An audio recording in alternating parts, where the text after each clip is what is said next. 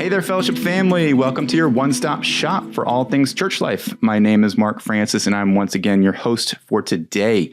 And today we have special guests with us. And as we typically do here for a Fellowship family podcast, we like to have stories. We like to have testimonies. We'd like to hear from different people in our church. And today we actually have some people on staff at church, along with members, along with people who are in community groups, along with people who serve and volunteer. Rose, I've seen you before on this podcast before.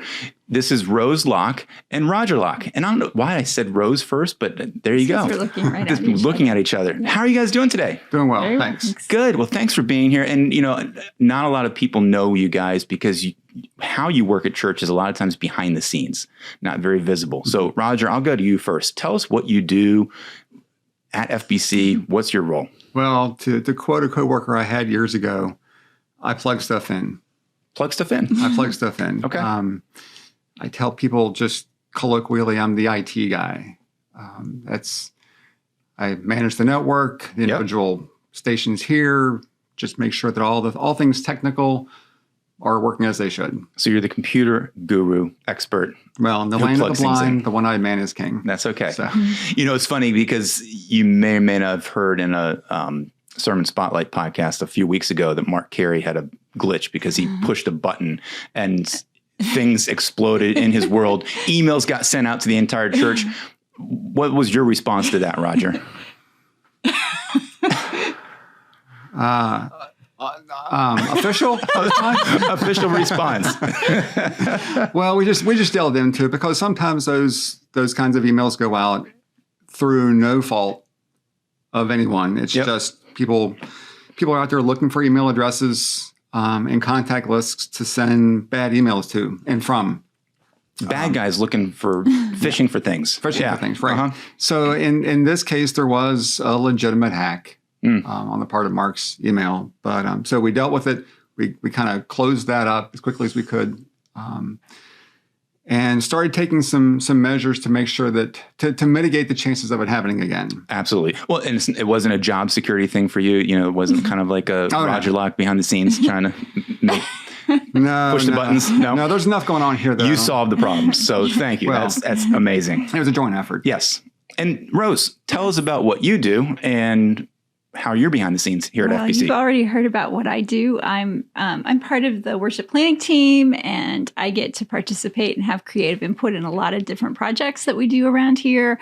I keep things running technically behind the scenes. I'm very excited that we're transitioning a lot of that to Ben Sanford right now. So I'm going to have some more freedom to learn more and do more creative kind of stage design things and other projects that I like to get my... Looking forward to some stage design stuff. Absolutely. And we did hear from Ben Sanford a few weeks back as we were essentially kind of going through what are the transitions here at church and staff. We're not here to talk about staff though today. You guys have a long history to FBC, so I want to start back then. When did you guys first start attending fellowship? Back in 1995. Okay, 1995. Were you guys a couple then? Yes. When did you guys get married? 1990. 1990. Awesome. And you have how many kids? 3. Okay. And they're how old? This is a pop quiz, right? 23, 20, and 17. Awesome. Yeah. So you guys came here really young, really early, kids in tow. Didn't have kids in. Okay. Right. So you guys came without kids yet. And so you're a young couple looking for a church. How did you guys find fellowship? Well, we were already attending a church elsewhere in town, but due to some doctrinal issues, due to some internal political issues, we just decided it was time to leave. I knew a couple people that attended Fellowship Bible Church and had actually met Mark Carey a time or two before, kind of on business. I brought a loaner copier here back to the church. You brought a copier, okay. When I think Mark may have been the only pastor on staff. Maybe him and maybe Mike Lukens, maybe? Maybe. I don't know. We'll if he was here, I didn't. That one. If he was here, we didn't meet. So, So having already met Mark, and since I knew a couple folks that were already attending when we were looking for a place to go to church, I thought, well, let's try FBC. Okay. And Mark was in the middle of preaching through Galatians. I came and knew after the first week that this was going to be the church for us. Rose, did you have the same kind of impressions? Oh, yeah, and I can even tell you, well, I attended Shenandoah University, so I had a relationship with Scott Nelson. I didn't know him well, but I can remember very clearly the first Sunday we were here and making eye contact with Scott Nelson as he was leading the hymns. And I can even remember singing one of my favorite hymns, which we don't usually sing anymore, but His Eye is on the Sparrow. I remember singing, that was one of my father's favorite hymns. And I just remember it being like it felt like home right away. That's neat. So it's neat to have a church feel like home right away, where you're coming in and you're having a little bit of connections with people right away. And that's really what the conversation today is going to be about, is how do we make connections in a way that goes beyond just what you might have on a Sunday morning, or in this case, a Saturday night. So what did you guys how did you essentially get engaged or get plugged into the church when you first started attending? Well, immediately we knew, a lot of churches nowadays understand that the power of the church really ends up becoming in small group ministry, particularly as churches grow. So we knew that right away intuitively because we were already believers. We were seeking after God. We had been really involved in another church. And so immediately, the first week we came in, they used to call them mini churches. And so right away there was a list of mini churches. And I remember we happened to live close to Scott Nelson. And so I think the very first week, it may have been the second week, as soon as we decided this is where we were going to go to church, then I was on the phone with Scott Nelson and saying, hey, we live right around the corner from you. We would like to come and visit your community, your mini church. That's cool. So I think that's a very similar story, that there's a connection with people, that you see the need or you see the opening with a sign up, some sort of sign up opportunity, and you just jump right in. Is that your all's personality, to just say, I'm going to jump right in? More hers than mine. Yeah. Well, I think it's an important part of being part of a church body. I grew up in a church where we had relationship with each other and we knew each other, and the older people cared for the younger people. And one of the elders of the church where I grew up was on a family vacation driving from northern Pennsylvania to Florida and stopped at Shenandoah University and came to my dorm room and visited with me. Wow. So the power of people investing in me as a person, and how that related through the church, I think just spoke so loudly into my life from the time I was really young. So a lot has changed here at FBC over the years since 1995, but I would say there's plenty of constants, plenty of things that haven't changed. And I think the call and the desire to be a part of a smaller group and a community of believers that you can encourage each other on is still there. So over these years, what kind of experiences have you guys had in community groups? Oh my goodness. Well, so there was that group that you talked about that for a while was being held at the Nelson's home. It eventually moved on to other homes. I think for the majority of the time that we were part of that group, it was meeting at Ken and Rosemary Spence's house. And about that same time that we started attending, there was the opportunity to join another group that was just getting started for young couples. Okay. So we thought, well, what the heck? When you don't have kids, you have a lot more discretionary time. So we joined that one too. Yeah. So we were in two community groups at the same time, which is very there's unusual. no rule against that, right? and very different demographics. So one group was people all very similar to us, same age, same place in life. Yeah. So we met Barry and Suzanne Pearson were in that group. That's where we first met and had a relationship with them. She was pregnant with Caleb, actually, when we were in that group together. And then there's other people who still attend church here that were in that group that we started to form relationship with in that young couples group at that time. What kind of, when I say experiences, I'll elaborate on that a little bit more, but what kind of changes have you seen occurred, even in your all's lives as a couple or as a family, by being a part of a group? It's, in Genesis, God said it's not good for the man to be alone, so he made Eve. But I think that's a broader thing, more than just that male-female relationship. Even for people like me who tend to be somewhat of a hermit, I realized that being in isolation isn't the best way to do life. So small groups provide a great opportunity to just do life where you can share ideas, share opinions. The one group that she and I led together, because we were together for so long, we were officially a group for 10 years. Unofficially, we lingered for a few more years before we just, disbanded. It was really during those years that we were doing so much of life together. We were having a lot of great discussions about stuff that was going on in the church, stuff that was going on just in the world, politics and culture and all that. But we were also at the same time raising our kids together.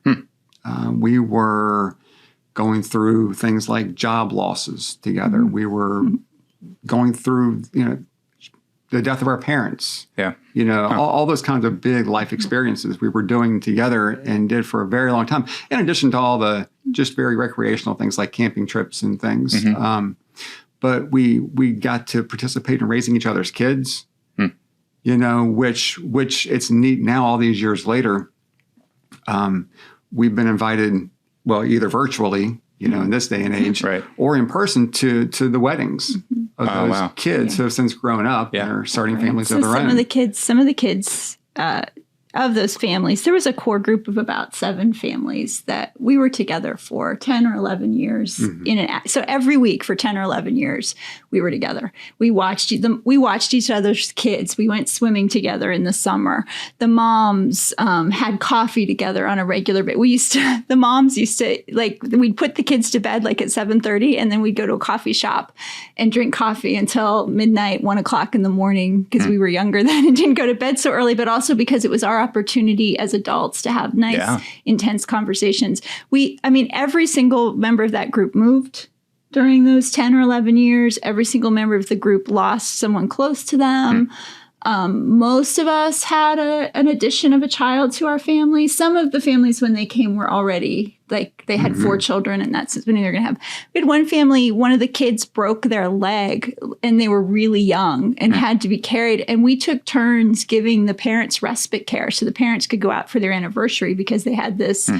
I don't remember how old he was, 2-year-old with in a full leg cast. We just cared and loved for one another. And to this day, I think they'll always be our closest friends.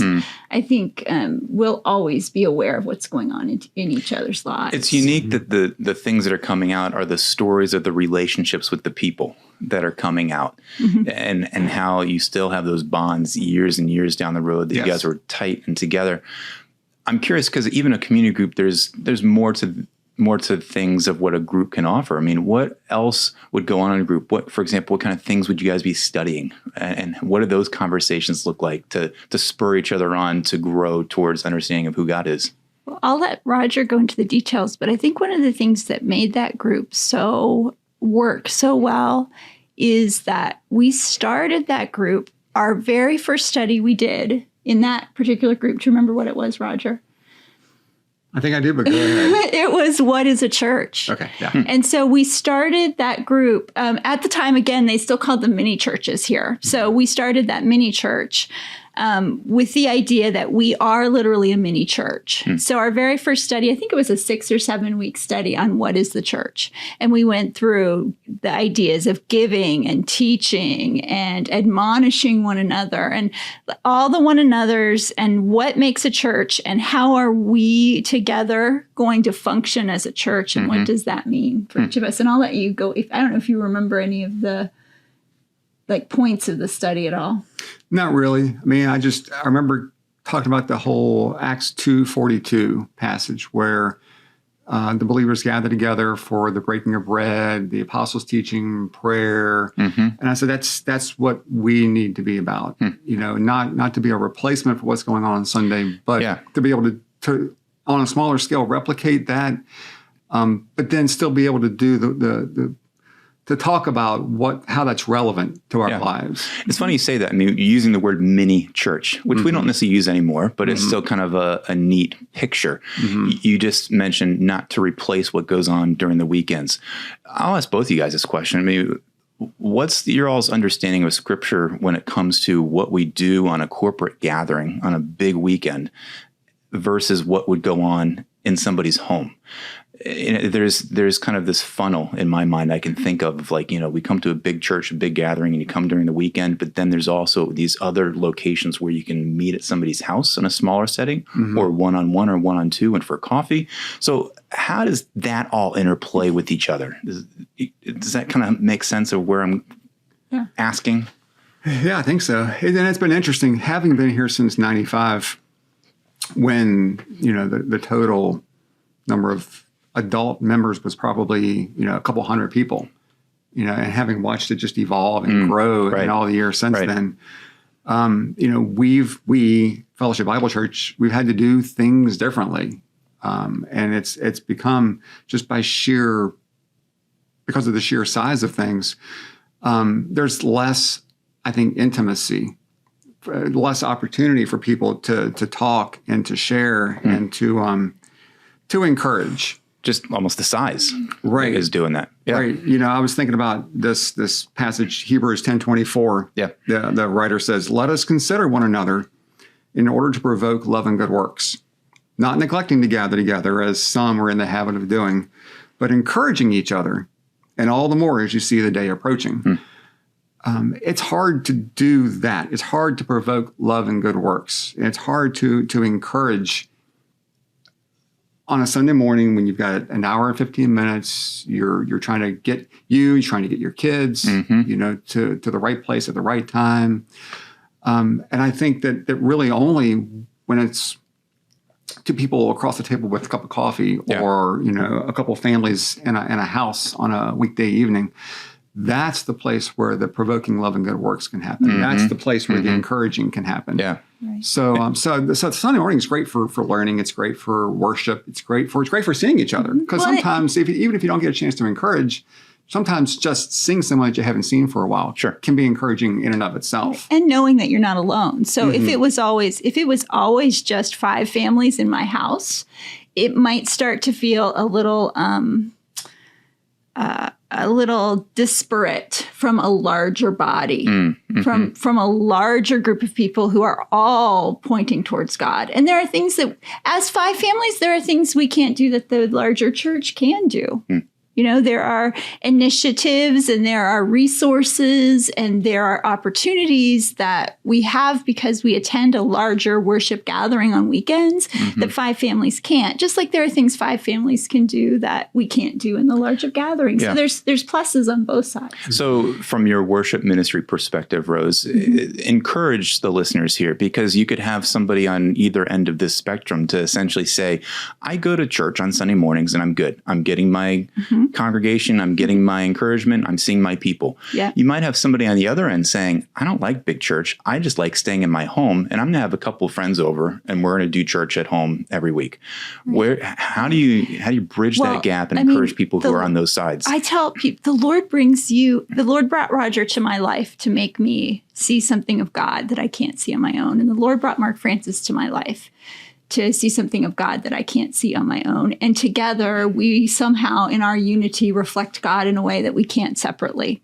And so I think the same would be true of the church proper. Like, those 5 people, it's really easy, and you can see it more and more in social media, right? It's really easy to just hear what you want to hear. It's really easy to get to not hear other perspectives and not see the larger world, and then not minister to one another because you're not seeing the larger world. So I think there's some things that are really important about being in a church body that has leadership that's been chosen by God to shepherd us in the direction God would have us go, and that we can love and support. And again, in a group of 5 families, it's not that. It's more we're all in this together. At least my experience has always been, we're all in this together. Let's figure it out. It's not Well, you're not going to have those conversations on a Sunday morning sitting in pews or rows. No. And so there's this slogan of community groups, circles are better than rows. From that standpoint, is that, yes, you can still learn about who God is on a Sunday morning, and you need to do that corporately. But then you're not going to have the life application and the conversations of how do we really live this out unless it's in a different setting. Right. And I can give you a million examples. Roger has said he's a hermit and he is introverted and he will always default to staying home. But when we're in a group of 5 families and they say, hey, we're all going to go over to Abba and build a shed. Well, Roger's all in. Let's go to Abba and build a shed. And that's good for him. And Roger has, for that group we were in for 10 years, Roger was our teacher, and he was a very, very gifted teacher and just did a wonderful job. So he's able to exercise his gifts. He is an introvert. He's not going to stand up in front of 300 or 400 people like Mark Carey does on a regular basis. But in that group of 5 families, he exercised his gifts. He exercised them very well. And he encouraged us to love. Exactly what the scripture he just read did. He encouraged us to love and good deeds. So the other thing about a small group is it gives you opportunity to exercise your gifts that God has given you as part of the body that can sometimes you can miss out on that when you're in a church as large as we are. Yeah, I'm going to ask you because you're mentioning being a part of a group and then you're also mentioning leading a group. And those are maybe 2 different things a little bit. So unpack, where was the tide changing for you guys as a couple to say, I'm now going to not just attend a group, but lead a group? What did that look like for you guys? It was kind of by, we had no other option. So we started having kids. So we were in these 2 groups. We were in this young couples group, which really was only intact for a few years, 2 or 3 years. And then this other group where we were by far the youngest family amongst the families in this group. Which was fine. We enjoy because we're hearing from the experience and the wisdom of these people that are older than us who've been there and done that. And it's something that we value really highly, I think, is the intergenerationalness. That's really important to us, that it's not just a group of little kids with everybody who has little kids, although that's what our group ended up being. But anyway. Well, so then we had our first child, which is fine. And but then suddenly that just It changed. That changed the dynamic of that group we were with all these older families. So we started to realize it was time to move into a group because all their kids had grown. So it was time for us to find a group of people like us that had kids that hadn't flown the nest yet. Well, it was important to me. I think you shared this value. It was important to me that our kids be able to attend with us. Like that was a huge value. I did not want to leave gathering together with other believers is very important to me. I value it tremendously. And I did not want to teach my kids that it's only important for adults to do that. And I wanted my children to understand the value of doing intergenerational life together. So I valued highly having our children with us. So, and now that you guys are older and wiser, this well past 1995 when you first started coming here, how have you grown in this understanding of who God is, but also as a couple, then how groups work with this? So where are you guys today in this idea of being in a community? Oh, we still absolutely see the value of it. We see the value. So to back to the other question. Yeah. So we realized we needed to be in a group that welcomed children and was intentional, not just welcoming of children, but intentionally bringing children in. There wasn't a group available. We went looking. There was one group we thought maybe we could join. We called. We asked. And they said no. They said no. They said no. You need to lead your own. Which that was Dave and Deanna Compton. It was their group. I wasn't going to name them out. I'm calling them out. I've called them out many times. They said no. The Laucks, you cannot be in our group. I wasn't going to name names, but yeah. So basically, if we realized that this type of group. With this value of bringing in kids with families was going to happen, we were going to have to lead it. Yep. So that was when we became the default. Yeah, we started the group of our own with a couple families that we knew, a couple families that we didn't. First year was a little rough.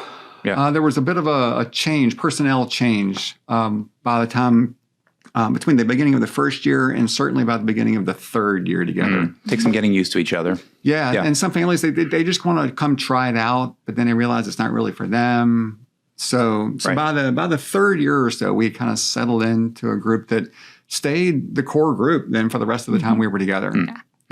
So then I'll go back to the other question, kind of how are you guys, what's your big takeaway from what community groups offer for you guys and how have you grown? Well, it's the opportunity to do life together. It sounds so cliche and so vague, but you really get to do the highs, the lows. You get to laugh together, cry together, learn together.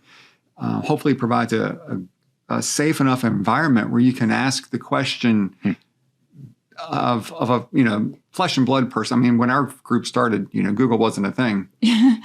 So you either had to go to a pastor or to some trusted friend with a theological question, or how does this doctrine relate to my life? Yeah, how do I do this? Yeah. But these groups, these opportunities to get together, either one-on-one or amongst several families, it gives you the opportunity to talk about those things. So how does this relate to my life? How does this relate to what I'm hearing right now in the news? Yep. What do I make of this? Yep. According to what God's word says. I think your question is hard for us to answer, Mark, partially because I can't quantify. It's hard for me to quantify spiritual growth. Mm-hmm. And I can't imagine there would have been any growth in either one of us without the support and the encouragement and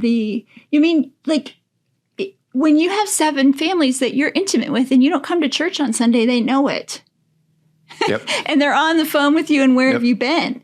And when you start to go off course, when your marriage starts to have difficulties and you're arguing with your spouse a lot, they know it.